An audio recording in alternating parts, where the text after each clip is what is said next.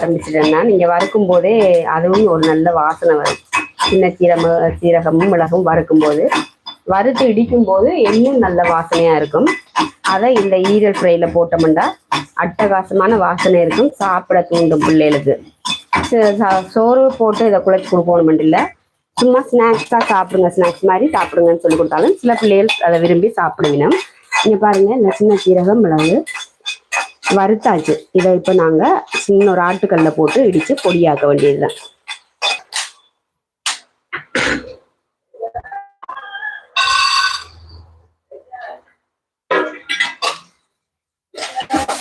ஈரல் வதங்கி கொண்டிருக்குது.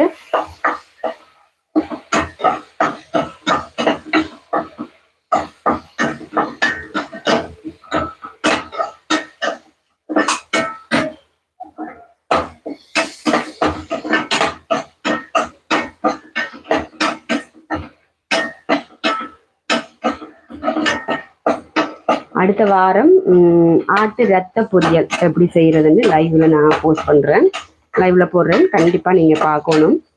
ஆட்டு ரத்த பொரியல் எப்படி செய்யறதுன்றத லைவ்ல பார்க்கலாம்.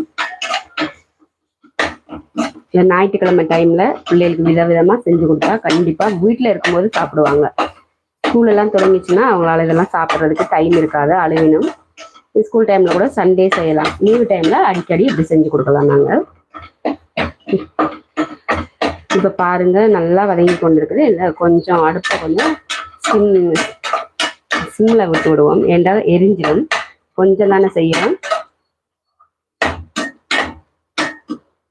கொஞ்ச நேரம் நல்லா வேகட்டும்.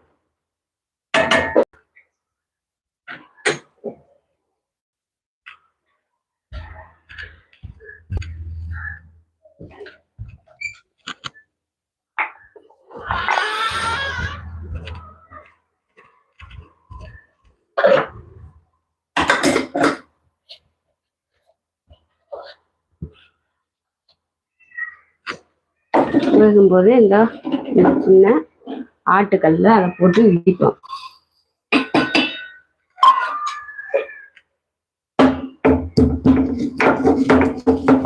இதை நம்ம பவுடர் ஆக்குவோம் நல்லா.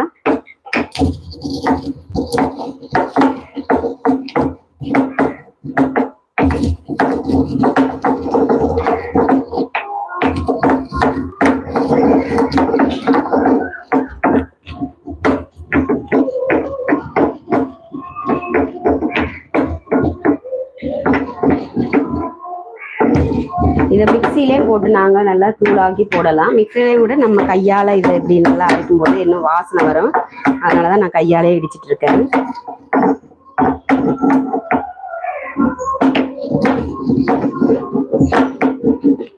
அதை இடிக்கும் போதே ஒரு வாசனையா இருக்கு. இதை இந்த ஈரல்ல போட்டோம்னா இன்னும் நல்ல வாசனையா இருக்கும்.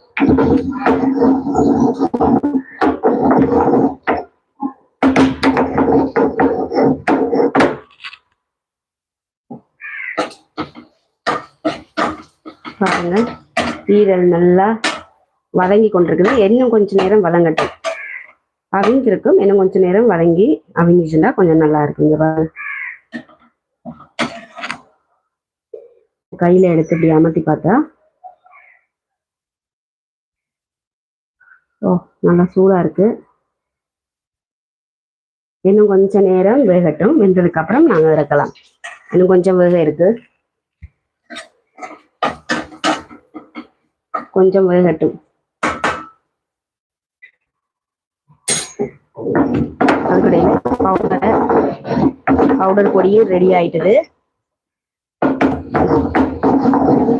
லைட்டா சின்ன சீரகம் மிளகும் வறுத்தா போதும். ரெண்டா கறி ஈச்சுன்னா நல்லா இருக்காது. எந்த லைட்டா கறின மாதிரி இருக்கு. இல்ல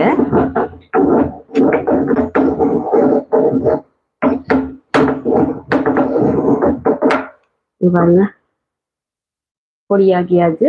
நாங்க இறக்கும் போது போட்டு இறக்கணும். அவ்வளவுதான். ஒரு 20 இருந்து 25 நிமிஷம் போதும் இந்த ஈரல் ஃப்ரைலாம் செய்யறதுக்கு. நிறைய நேரம் எல்லாம் எடுக்க வேண்டியதில்லை, கொஞ்ச நேரத்துக்குள்ளேயே நாங்க செஞ்சு முடிச்சிடலாம்.